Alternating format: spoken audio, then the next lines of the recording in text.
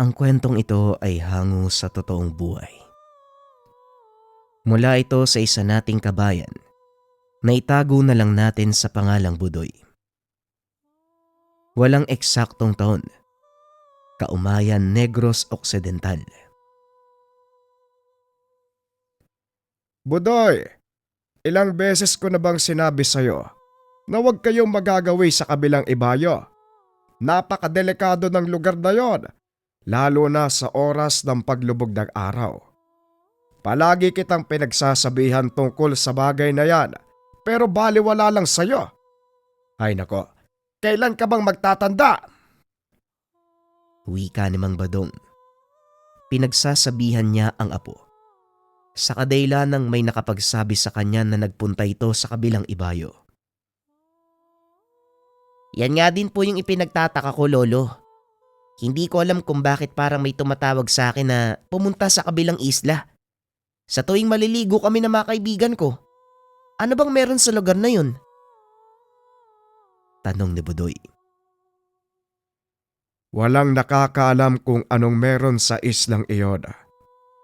Ilang katao na ang sumubok na tuklasin ang misteryong bumabalot, pero walang nakakabalik. Tugon ni Mang Badong.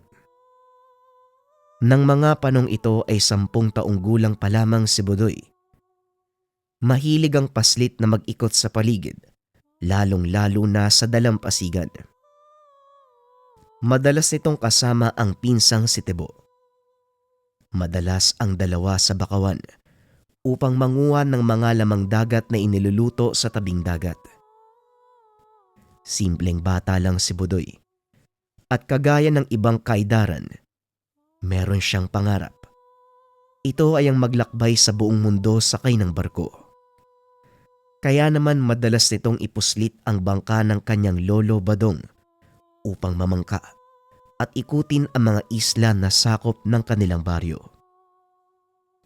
Madalas napapagalitan dahil nalalagay sa panganib ang buhay ng paslit.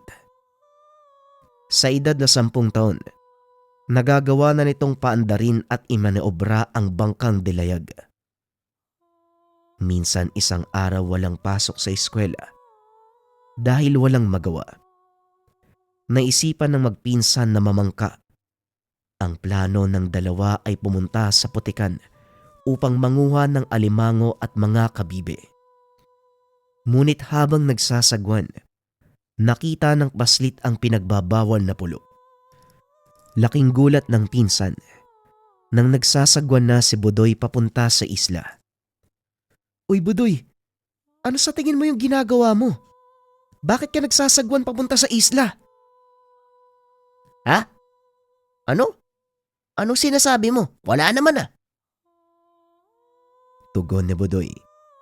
Nang mapansin nito ang direksyong tinatahak ng bangka, dali-dali niya itong isinagwan pabalik. Uy pinsan, huwag ba sabihing wala ka sa wisyo nang ipihit mo yung bangka? Muling tanong ni Tebo. Pasensya ka na Tebo ah. Parang may nagsasabi kasi sa akin na pumunta sa islang yun eh. Alam mo hindi ko alam kung bakit. Pero ang lakas ng kutob ko na may kung anong nandyan sa pulo na yan eh. Para bang konektado sa buhay ko? Pagpapaliwanag ni Budoy. Matapos ang pangyayari, nagpasya ang dalawa na umuwi. Si Tibuna ang nagsagwan. Sa takot na baka tuluyan silang maligaw papunta sa pinagbabawal na pulo. Pagdating sa dalampasigan, sinalubong sila ni Mang Badong. Gaya ng inaasahan na pagalitan na naman ng paslit. Kinuha mo na naman ang bangka ng walang paalam. Ano ka bang bata ka? Ilang beses ko bang sasabihin sa'yo? Delikado ang maglakbay gamit ang bangkang ito. Mabuti na lang at hindi kayo naabutan ng malakas na hangin sa laot.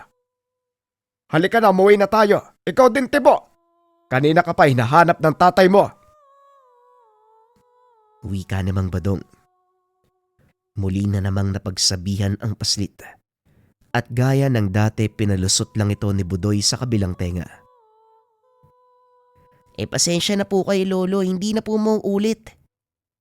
Pero lo, alam mo ba kanina, ang sabi sa akin ni Tibo, sinasagwan ko daw yung bangka papunta dun sa kabilang isla.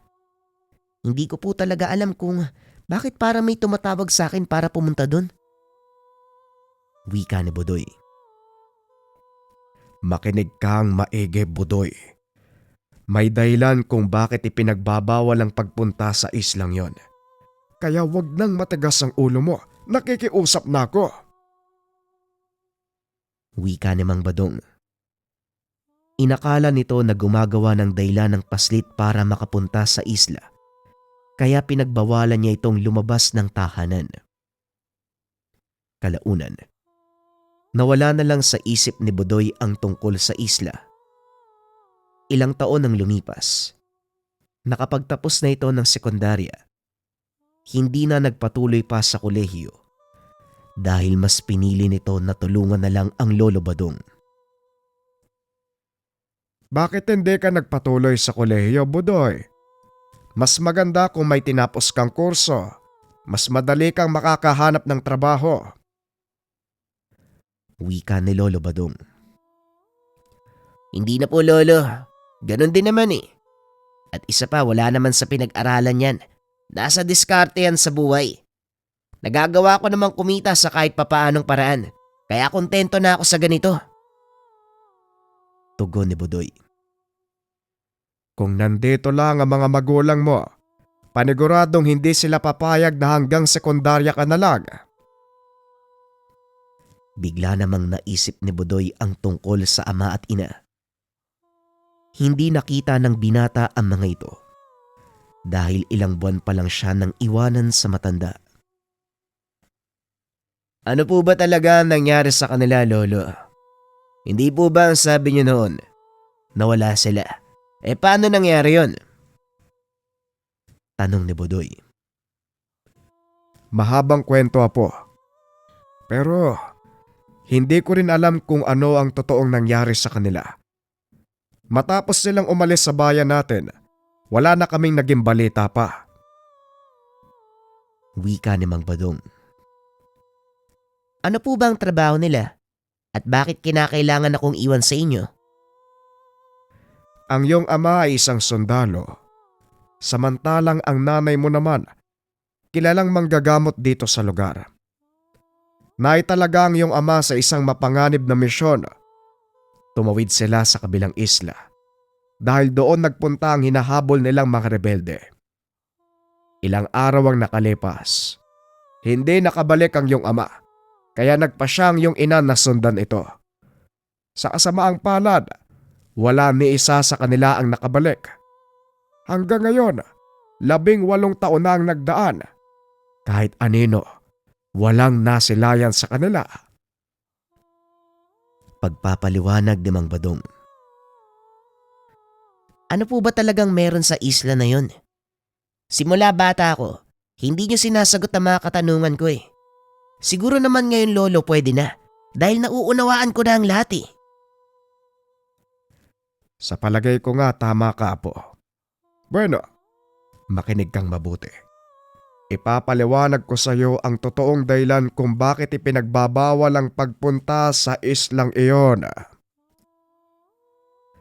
Wika ni Mang Badong. Nagsimula itong magkwento. Ayon kay Mang Badong, nung unang panahon, malayang nakakatawid ang mga tao mula sa kabisera papunta sa lugar na iyon.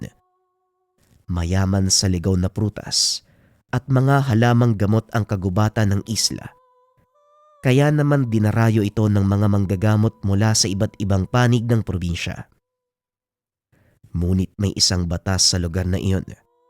Bawal lumampas sa poder na bato. Hindi alam ng mga tao ang totoong dahilan kung bakit merong ganun sa lugar. Mas pinili nilang sumunod na lamang sa mga babala.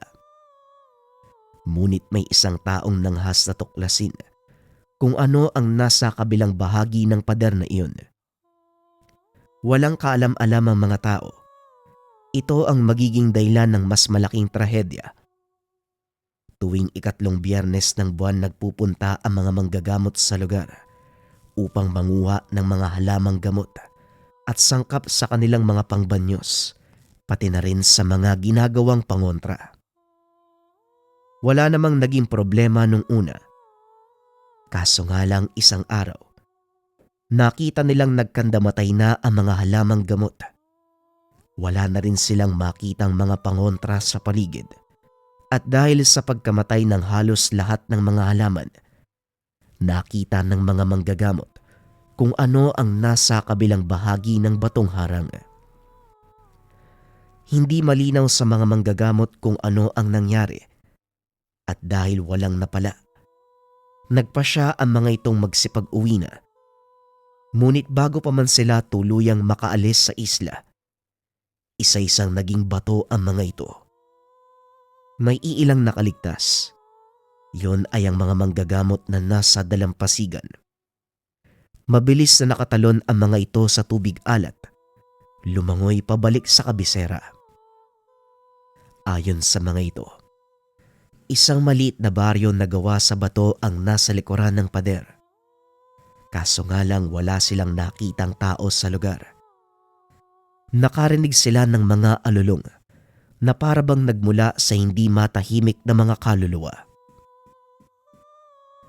Yan lang ang nalalaman ko tungkol sa kabilang isla. Bata pa ako nang marinig ko ang kwentong yan, Budoy. Kaya hindi rin malinaw sa akin kung totoo ba o hindi ang mga nangyari sa islang yon. Wika ni Mang Badong. Posible po ba? Ganoon ang nangyari sa nanay at tatay ko? Posible, Budoy. Kaya nga'y pinagbawal ng mga tao ang pagpunta sa islang iyon. Kung naging bato ang mga tao sa islang yan, malaki ang posibilidad na pwede pa silang makaligtas. Hindi tayo sigurado eh. At kung meron man nakaligtas doon sa loob ng isla, malamang hindi rin sila magtatagal. Walang pagkain at tubig na maiinom sa lugar na yon. Tugon ni Mang Badong. Kung titignan ang isla mula sa malayo, puro patay na kahoy ang makikita. Wala ni isang ibon ang naninirahan dito. Ang karagatan sa paligid ng isla ay hindi rin kinakikitaan ng anumang buhay. Kinagabihan habang nakaiga, hindi maiwasan ng binatang maisip ang mga magulang. Tanging sa larawan lang nasilayan ni Budoy ang mga ito. Kaya hindi mawala sa kanya ang pagnanais na makita ang mga magulang ng harapan. Kinabukasan, maagang nagising ang binata para magpunta sa dalampasigan. Sasamahan nito ang pinsang si Tibo para mangisda. Ito ang isa sa pinagkakakitaan ni Budoy bukod sa panghuhuli ng alimango. Napansin ko kanina parang ang layo ng tingin mo . Ano bang nasa isip mo? Tanong ni Tibo habang nagkakarga ng lambat. Napag-usapan kasi namin ni Lolo Badong yung tungkol sa mga magulang ko. Sinabi niya na sa akin ang dahilan kung bakit walang pumupunta sa kabilang isla. Matagal ng kwento yun nangyari sa isla . Ang sabi nila, naging bato daw yung mga nakatira doon. Yan nga din ang sinabi sa akin ni Lolo Badong . Kaso nga lang, hindi malinaw sa akin kung bakit sila naging bato. Sinabi din sa akin ni Lolo ang dahilan kung bakit ako iniwan ng mga magulang ko. Tugon ni Budoy habang nagsasagwan palaot. Kwento ng binata ang mga sinabi ni Mang Badong. Ilang sandali pa natapos na nilang iarya ang lambat.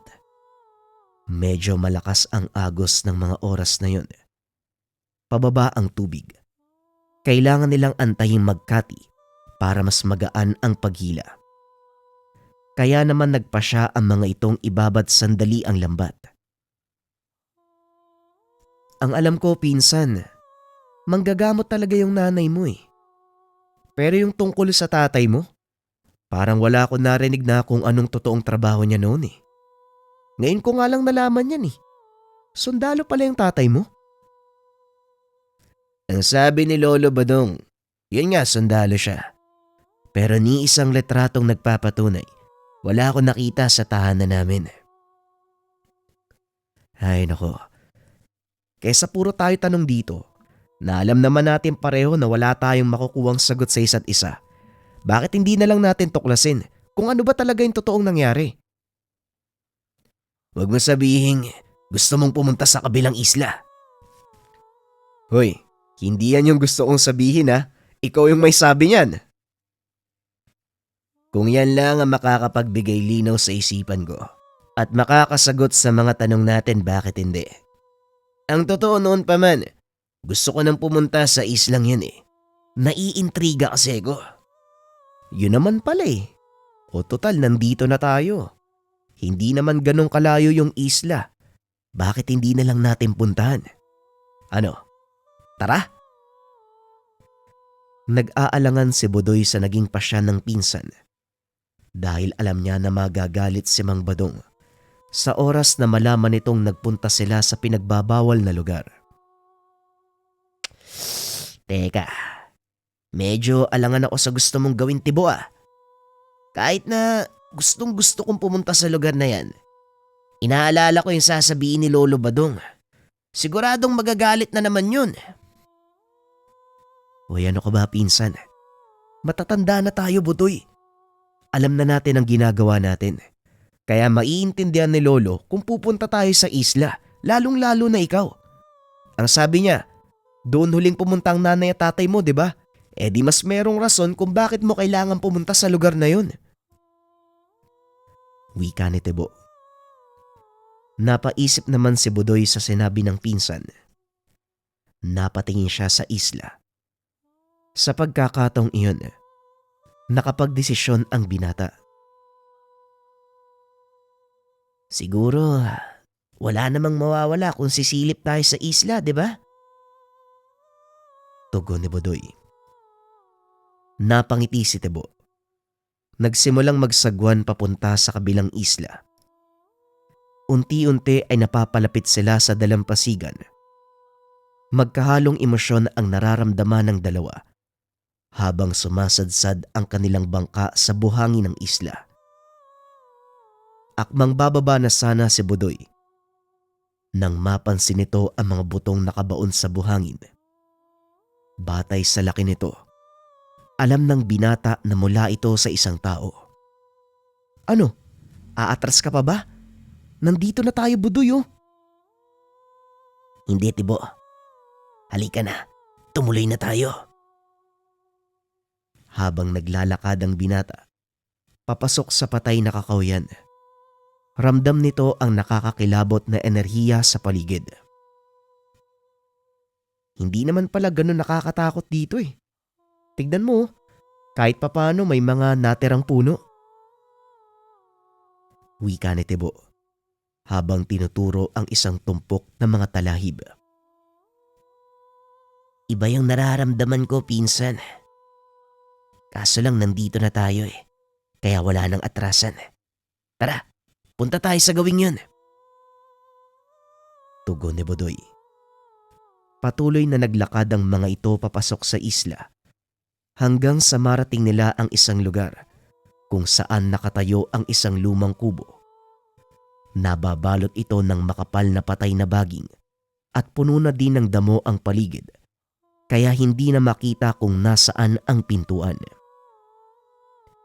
Nagpa siyang magpatuloy sa paglalakad ang dalawa dahil wala naman silang nakitang kakaiba sa kubong iyon. Ilang hakbang pa, natanaw naman ni Tibo ang pader na gawa sa malaking bato. Tignan mo, Budoy. Ito na siguro yung sinasabi nilang batong pader. Halika, maghanap tayo na madadaanan para makita natin kung ano yung nasa kabilang panig. Wika ni Tibo.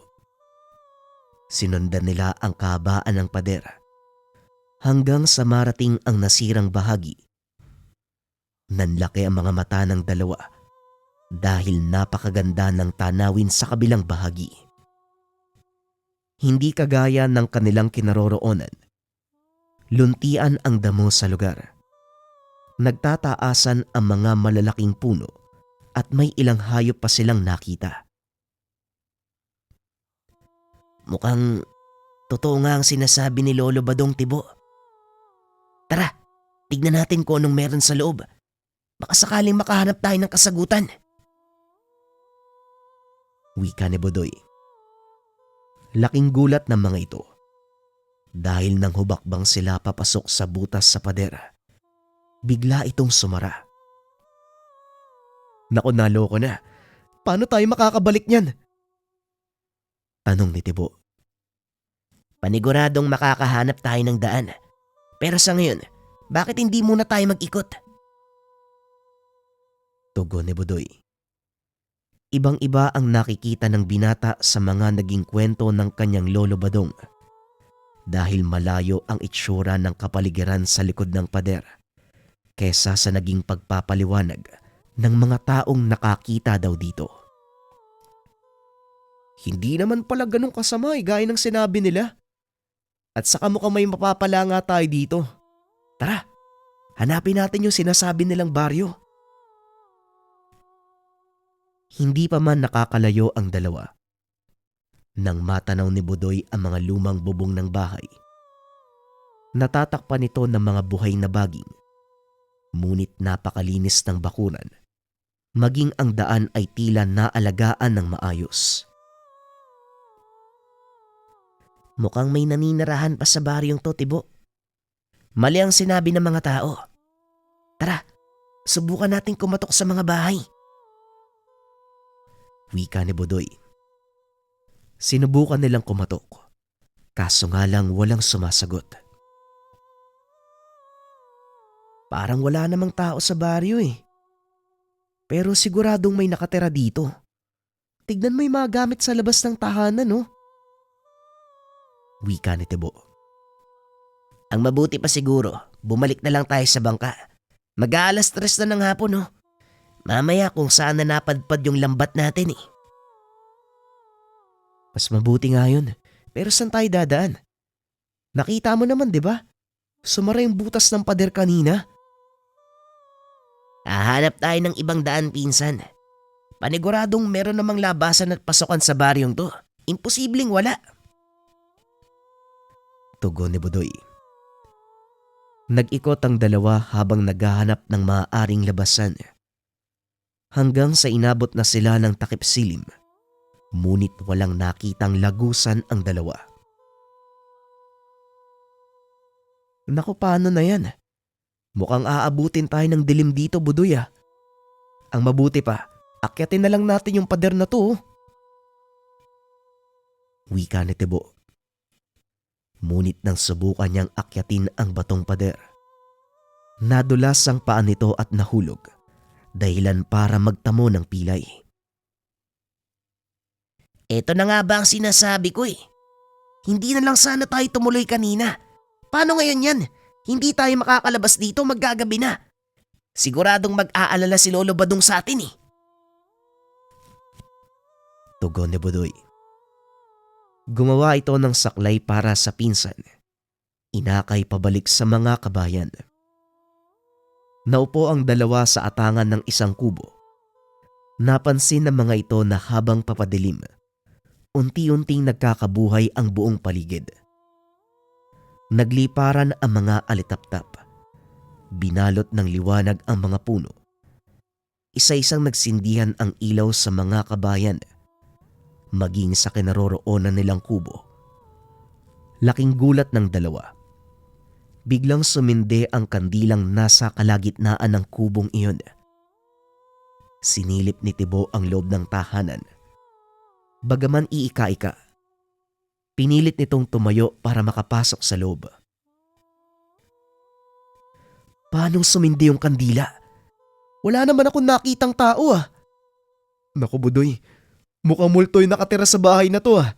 Halika na, umalis na tayo dito. Wika ng pinsan.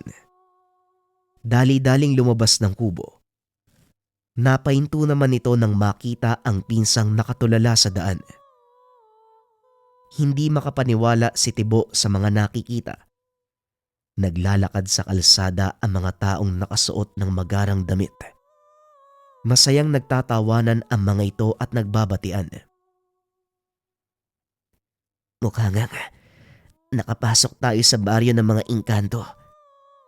Kailangan na nating umalis dito. Tibo, ano? Kaya mo na ba? Kailangan kong kayanin, pinsan. Mamaya kung ano pang mangyari sa atin dito eh. Tugon ni Tibo. Inakay siya ni Budoy. Akmang lalabas na sila sa bakuran nang biglang may nagsalita mula sa loob ng kubo. Huwag kayong lalabas ng bakuran kung ayaw niyong maging bato. Biglang napalingon si Budoy. Kilala niya ang boses at kahit papano. Nakaramdam ng bagyang ginhawa ang binata. Nakita niya si Mang Badong. Lolo, anong ginagawa niyo dito? At saka paano kayo nakapasok? Tanong ni Budoy. Sa tingin mo, bakit ko nalaman ang nangyari sa lugar na ito? Ang tigas ng ulo mo, Budoy. Mabuti na lang at hindi ako nagkamali ng kutob ko na pupunta kayo sa lugar na ito. Paano kung binaliwala ko yung pakiramdam na yon? Ay nako, kahit kailan talaga hindi ka nakikinig sa mga sinasabi ko sa'yo. Pasensya na po kayo kung hindi ako nakinig. Gusto ko lang naman pong malaman yung totoong nangyari sa mga magulang ko eh. Noon pa man alam ko na gagawin mo ito. Kaya hindi na ako magugulat na nandito ka ngayon. Pumasok kayo sa tahanan. Ipapaliwanag ko sa inyo ang lahat. Wika ni Mang Badong. Pumasok ang dalawang binata sa kubo. Naupo sa harapan ng nakasinding liwanag. Nagsimula namang magkwento ang matanda. Ayon dito, ang mga nakikita nilang palakad-lakad sa labas ng bakuran, mga kaluluwang nakulong sa lugar na ito. Dating marangyang baryo ang kanilang kinaroroonan, kaso nga lang nawala ang lahat nang matuklasan ng mga tagalabas ang sekreto ng baryo. Sa kalagitnaan ng bayang ito, may malaking balon. Hinukay ito ng mga sinaunang nanirahan para pagkunan ng tubig. Ngunit taliwas sa kanilang inaasahan ng naging laman ng balon. Umaagos na itim na ginto ang lumalabas sa mga tuburan. Ginamit ito ng mga mamamayan upang paunlarin ang kanilang pamumuhay. Nagkakaisa ang mga ito sa lahat ng gawain, lalo na sa pag-ani ng ginto mula sa balon. Ipinagawa nila mga bahay, maging ang mga kalsada at namuhay ng marangya. Pagpapaliwanag ni Mang Badong. Ano naman po yung kinalaman ng kwentong yan sa hiwagang bumabalot sa lugar na to? Tanong ni Budoy. Malaki, dahil ito ang pinag-ugatan ng lahat. Nang matuklasan ito ng mga tagalabas, hinangad nilang makuha ang kayamanang iyon. Nagawa naman nilang kunin, ngunit ng mga sandaling itatawid nila ito sa kabisera, kusang kumilos sa mga likidong ginto, bumalik sa balon, kasama ang mga tagalabas. Pagpapaliwanag ng matanda. Ayon pa dito, nagalit ang engkantong nagbabantay sa lugar, kaya naman nagpakawala ito ng gintong pulbos mula sa balon. Ginawang bato ang lahat ng mga naninirahan sa baryo. Kasabay ng pangyayari, iniwan ng mga engkanto ang baryo. Isinumpang walang sino mang naroon ang makakalabas kapag terikang araw. Maging ang mga dayong naiwan at ang mga pumupunta roon ay naapektuhan ng nasabing sumpa. Eh di, pati tayo, Lolo Badong. Naapektuhan na. Paano tayo makakaalis niyan? Tanong ni Tibo. Kabaliktaran naman ang mangyayari sa atin. Sa oras na lumabas tayo ngayong gabi, doon e-epekto ang sumpa. Kaya sundin nyo lang ang sinasabi ko at manatili dito kung gusto nyo pang makalabas. Kung ganon, matagal na po kayo nagpapabalik-balik sa lugar na ito, Lolo? Simula nang mawala ang nanay mo, hindi na ako tumigil sa paghahanap sa kanya sa lugar na ito. Sa kasamaang palad, hindi ko siya nakita. Ngunit ang iyong ama, alam kong kinaroroonan niya. Kung ganon, Lolo, gusto ko po siya makita. Pwede ba natin siyang puntahan? Bukas po, Lolo, pagsikat ng araw. Pwede naman. Maaari nating gawin yon.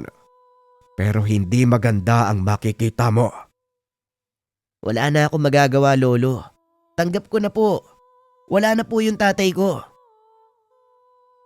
Ay nako, o siya, magpahinga na muna kayo. Bukas na bukas, pupuntahan natin ang lugar kung saan naroon ang iyong ama. Malapit din sa lugar na yon ang lagusan palabas. Tugon ng matanda. Hindi rin nakatulog si Budoy dahil sa mga alulong at ingay na ginagawa ng mga kaluluwang nasa labas ng tahanan. Alam kong gising ka pa, Lolo. May tanong lang ako. Bakit hindi niyo sinabi sa akin ang tungkol noon kay tatay? Yun ay sa kadailanang gagawin mo ang ginagawa mo ngayon. Sa oras na malaman mo ang katotohanan. Magpahinga ka na. Maaga tayong lalakad bukas. Tugon ni Mang Badong. Hindi na nagsalita pa si Budoy.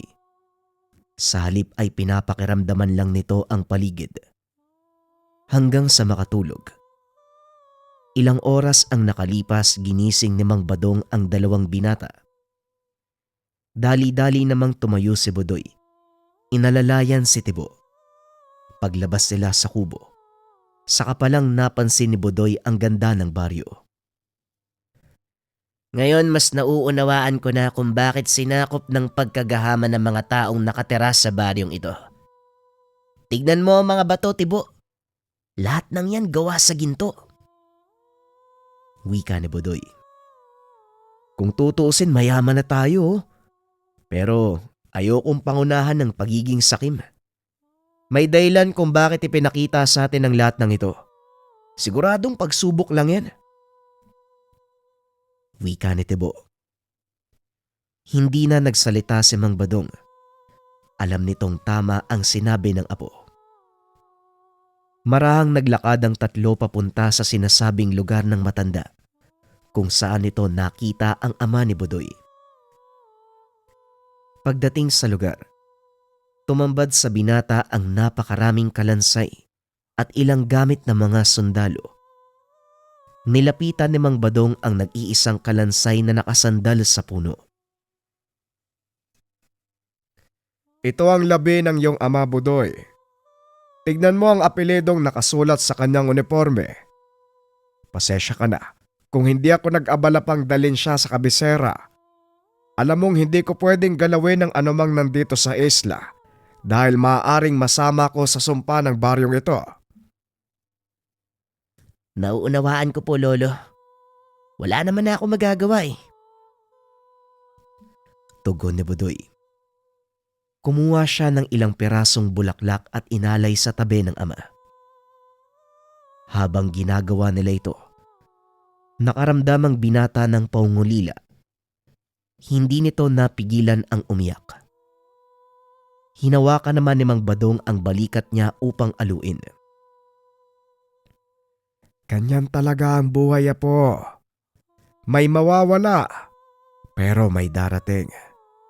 Halika na. Kailangan na nating umalis sa lugar na ito. Wika ni Mang Badong. Lo, pwede ba tayong manatili muna dito kahit ilang minuto pa? Gusto ko lang mag-alay ng dasal para kay tatay. Eto na lang kasi yung magagawa ko para sa ikakatahimik ng kaluluwa niya. Pakiusap ng binata. Pumayag naman si Mang Badong. O sige, walang problema. Nakikita ko naman na dito ang lagusan. Maraming salamat po, Lolo. Tay, alam kong hindi mo ginusto na mawalay sa akin. Kayo ni nanay. Huwag kang mag-alala. Hindi kita sinisisi. Eto na ako ngayon, oh. Malaki na. Maraming salamat sa paggabay ni Lolo Badong sa akin kahit papano. Nakita kita at nakilala. Paalam, Tay. Hanggang sa susunod nating pagkikita. Wika ni Budoy. Matapos ay inaya nito si Mang Badong na umalis sa lugar. Papalabas na sana sila ng pader nang biglang makarinig ng boses ang binata. Tinatawag nito ang kanyang pangalan. Anong problema, Budoy? Ay bilisan mo na dyan, lumabas na tayo dito. Kailangan madala sa ospital si Tibo. Teka, sandali lolo. Hindi mo ba naririnig? May boses at tumatawag sa akin. Ang lugar na ito ay puno ng mga engkantong alingasngas. Marahil sila ang naririnig mo. Huwag kang magpapadala sa kanila dahil paniguradong hindi ka na makakaalis sa lugar na ito. Hindi lolo eh. Iba. Pamilyar sa akin yung boses na yun eh. Narinig ko na to noon eh. Tugon ng binata. Inilapag niya si Tibo. Sabay takbo pabalik sa loob ng pader.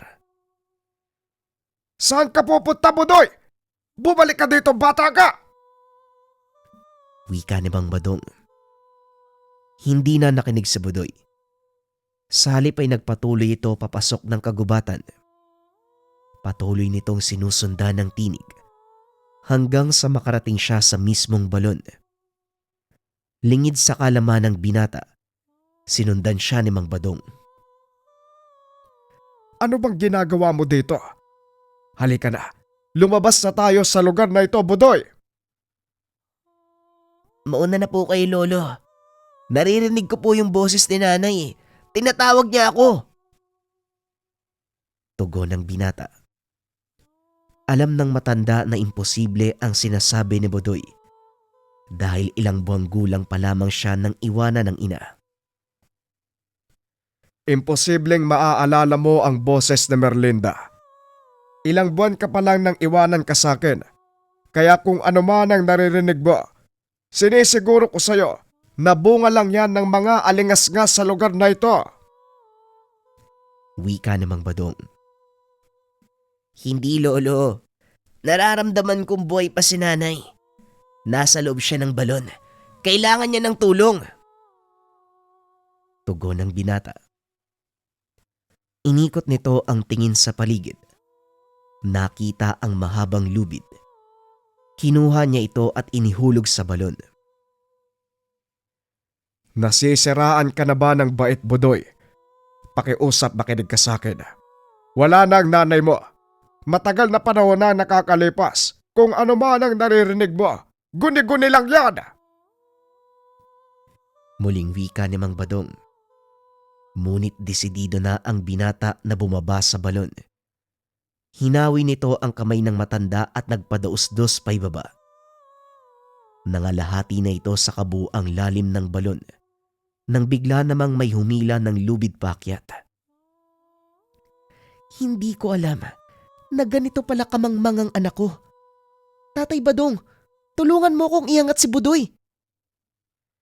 Natulala ang matanda.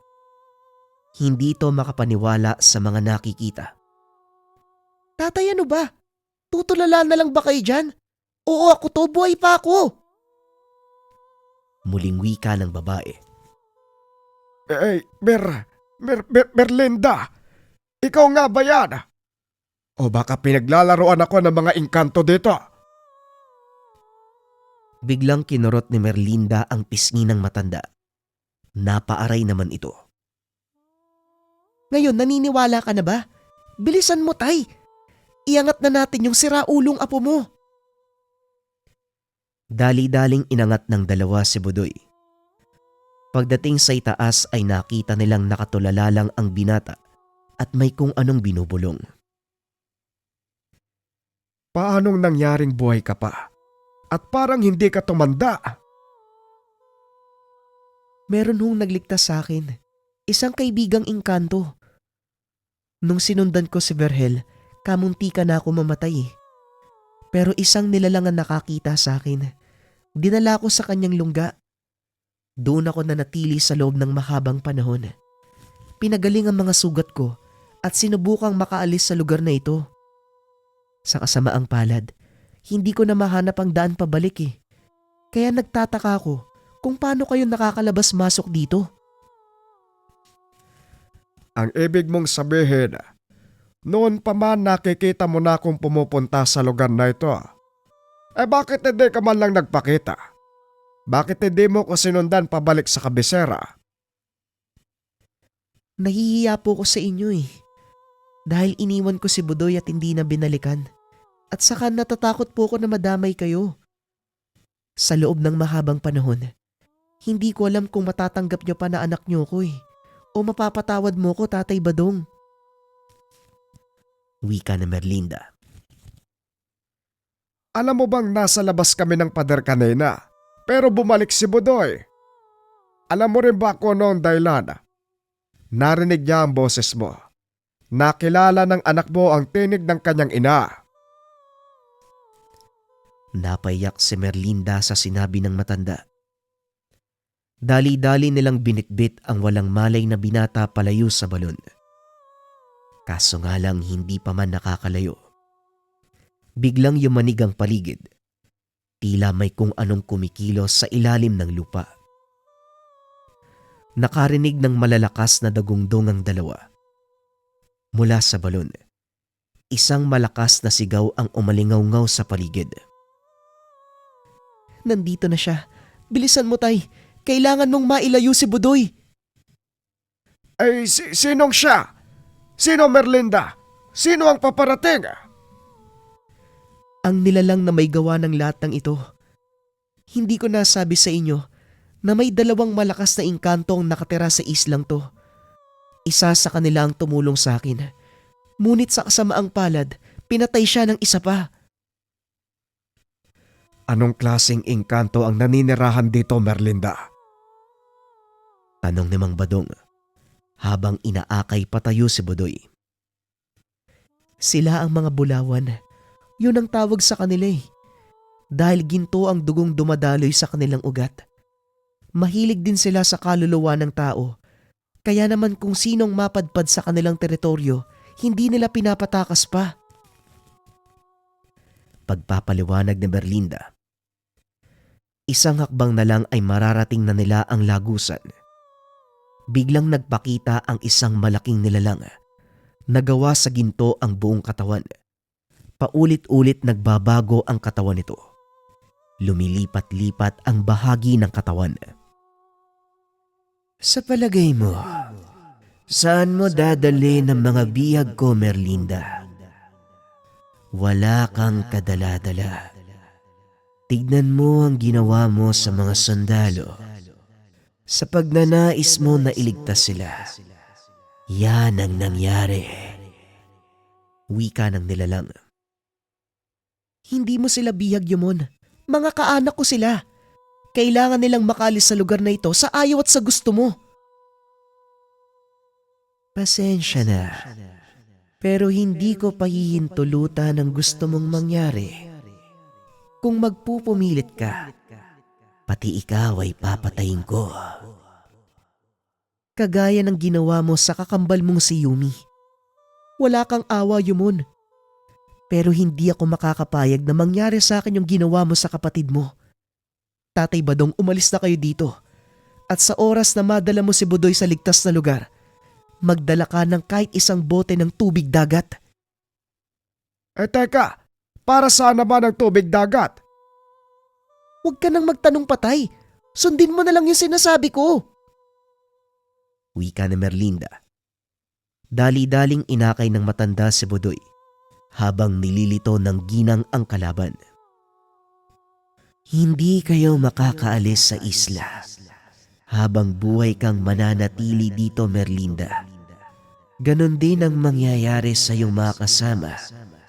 Ito ang nagiging kabayaran ng kasakiman. Hindi nagangad ng anumang yaman mula dito ang aking anak at biyanan. Kaya pakiusap, hayaan mo silang umalis. Ako lang naman ang kailangan mo dito, di ba? Oo, tama ka. Ikaw lang ang kailangan ko. Pero napag-isip-isip ko, mas mabuti kung marami akong makakalaro. Wika ng nilalang. Sinubukan nitong harangan si Mang Badong. Ngunit hindi umabot ang kanyang kamay dahil hinawi ito ni Aling Merlinda. Tuluyang nakalabas ng pader si Mang Badong. Ilang sandali lang ang nakalipas. Nagkamalay na ito. Anong nangyari? Paano tayo nakalabas? Tanong ni Budoy. Tama ka, Budoy. Buhay nga ang nanay mo at naroon siya ngayon nakikipaglaban. Paniguradong kakailanganin niya ng tulong natin.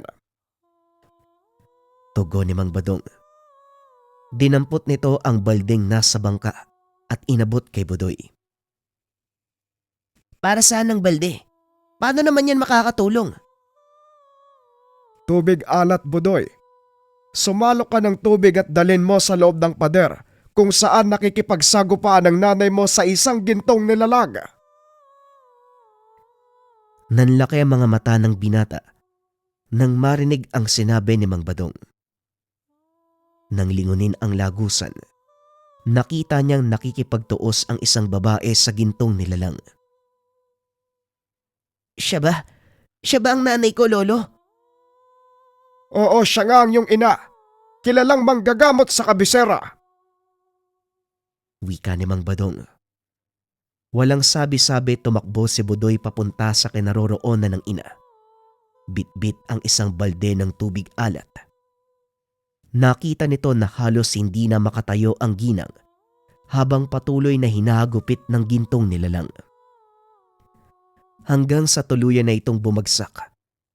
Tinutukan ng nilalang ng matalas na daliri ang leeg ni Aling Merlinda. Akmang sasaksakin na sana nang biglang isaboy ng binata ang laman ng hawak na balde.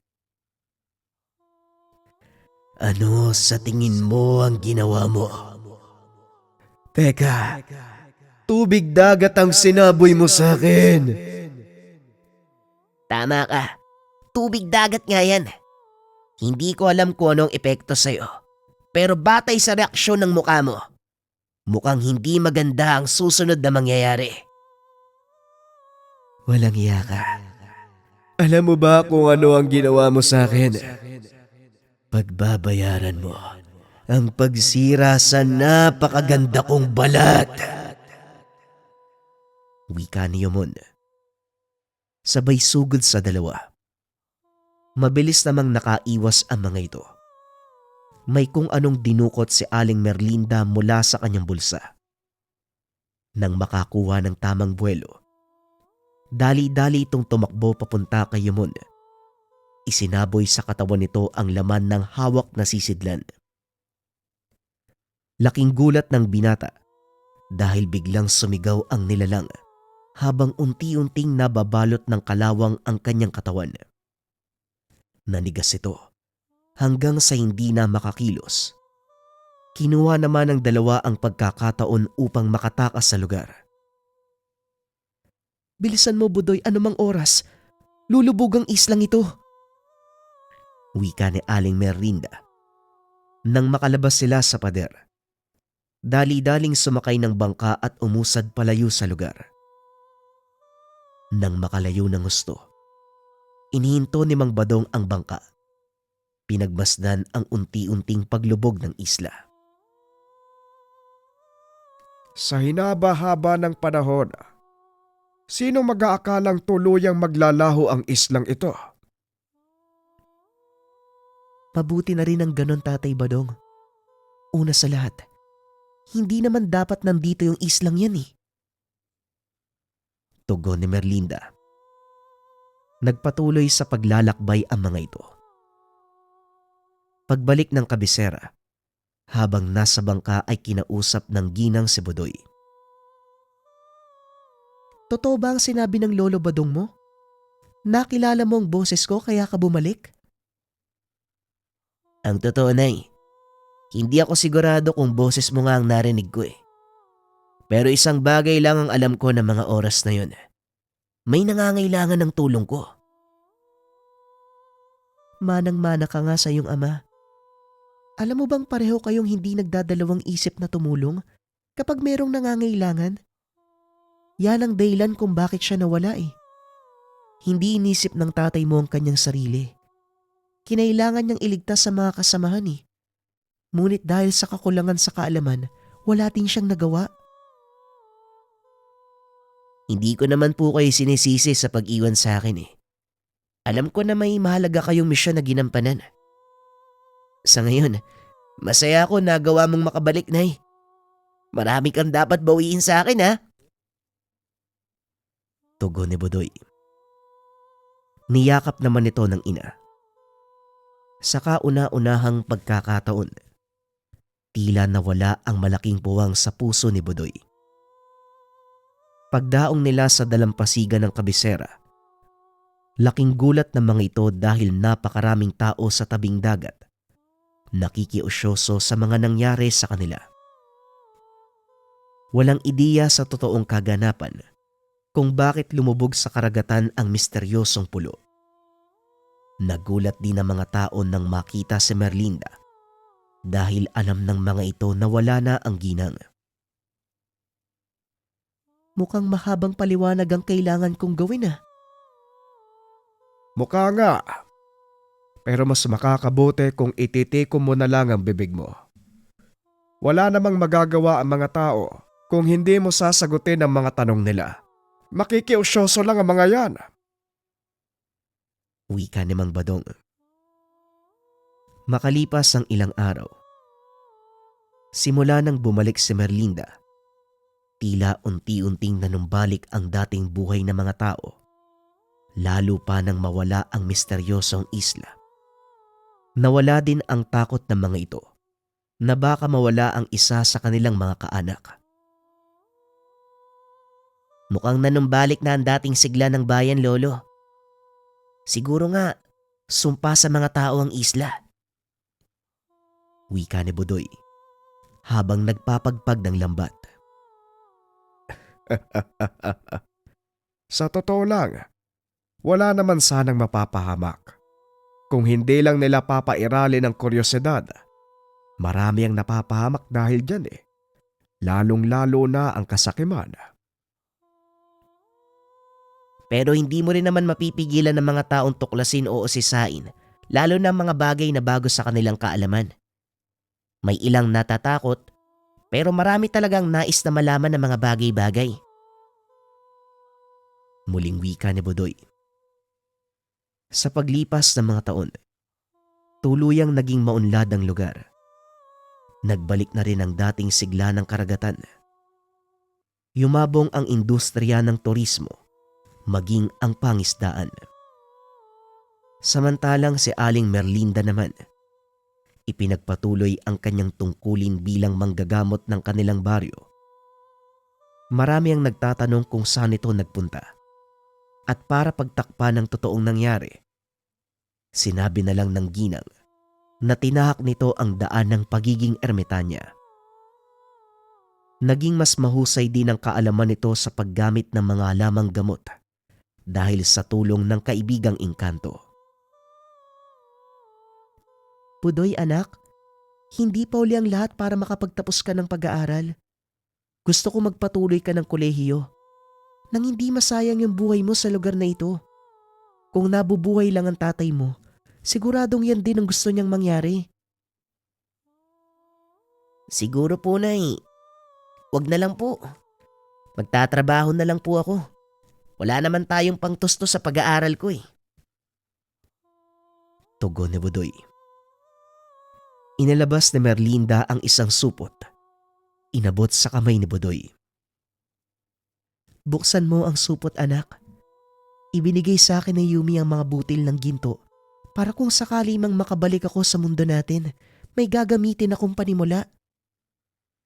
Nanlaki ang mga mata ni Budoy nang makita ang napakaraming butil ng ginto. Malaking halaga po yung katumbas nito, Nay. Pero hindi naman kaya masumpa tayo niyan? Hindi, anak. Kapag pinagkalob sa iyong isang bagay, wala itong kaakibat na masamang pangyayari. Kaya tanggapin mo. Gamitin para magkaroon ka ng maayos na buhay. Matanda na ako eh. Ilang taon na lang mawawala na ako sa mundo. Ito na lang ang tanging paraan ko para makabawi sa mga taong wala ko sa tabi mo. Tugon ni Aling Merlinda. Sinunod ni Budoy ang sinasabi ng ina. Nag-aral ito sa kolehiyo sa kursong edukasyon. At dahil na rin sa pagpupursige, nagawang makatapos ng binata na may mataas na karangalan. Mabilis itong nakahanap ng trabaho. Kalaunan ay tuluyang naging maunlad ang pamumuhay. Maraming natulungan ang binata, lalo na ang kanilang mga kababaryo. Hindi naging makasarili si Budoy. Ibinahagi nito sa mga kababaryo ang kanyang naging tagumpay. Hindi inasahan ng binata na magbabago ng tuluyan ang kanyang buhay at ang naging karanasan ang siyang ginawang inspirasyon upang makatulong sa ibang tao. Sa paglipas ng panahon, kinilala si Budoy sa kanilang bayan at kalaunan, tumakbo bilang alkalde. Dahil na rin sa pagmamahal ng tao sa kanya, nanalo ang binata at tuluyang naisakatuparan ang kanyang matagal na pangarap. Ito ay ang mabigyan ng pangkabuhayan ang bawat isa sa kanyang mga kababaryong naghirap. Naging malapit si Budoy sa mga tao, lalo na sa kabataan. Pinagtuunan niya ng pansin, lalo na ang kinabukasan ng mga batang walang kakayahang makapag-aral sa kolehiyo. Ang dahilan ng binata, hindi naman sa kanya ang kayamanang nakuha, kaya mas mabuting ibahagi ito sa mga nangangailangan. Tuluyan mang nalimot ang nangyari sa kanila ng kanyang ina. Hindi naman nakalimutan ng mga tao ang islang lumubog. Maraming mga opinyon ang lumabas matapos ang kaganapang iyon. May ilang nakapagsabi, nakasalanan ni Merlinda kung bakit lumubog ang isla. Dahil mula nang bumalik siya sa baryo, saktong lumubog ang kinakatakutang lugar. Hati ang opinyon ng mga tao, pero mas marami ang nagpapasalamat dahil sa ginawa ni Merlinda. Tuluyang nawala ang takot sa mga taga-sityo. Nawala na ang banta ng kinakatakutang isla. At ang lugar na ito, ang naging pangunahing pinagkukunan ng mga isda na malaking tulong upang lumago ang negosyo sa lugar. Ano pa man ang dahilan, malaki ang pasasalamat ng mga mamamayan. Ang dating kinakatakutan, ngayon ay pinagkukunan ng pangkabuhayan. Maraming salamat sa pakikinig ng ating kwento, mga kabayan. Marami na akong naririnig na istorya patungkol sa mga baryo, lugar na bawal puntahan, at sa pagtatravel namin, iba't ibang opinion yung sinasabi. Talagang walang makitang clear na pagpapaliwanag patungkol sa mga misteryosong lugar. At masaya ako na mayroong mga ganitong istorya, mga kabayan, kasi nabubuksan yung isipan ko sa hiwaga at misteryo ng ating bansa. Pero kayo ba, mga kabayan, magandang sa inyo mismo magmula yung patungkol sa mga sekretong lugar? Kasi maraming ganyan yung hindi pa nalalaman ng mga Pilipino. I-share nyo naman sa comment section kung sa lugar nyo merong karanasan o merong kwento sa mga pinagbabawal na lugar o merong kwento sa mga lugar na bigla na lang nawala. Kayo nang bahalang magbahagi ng kwento, mga kabayan. Maraming salamat. Paalam.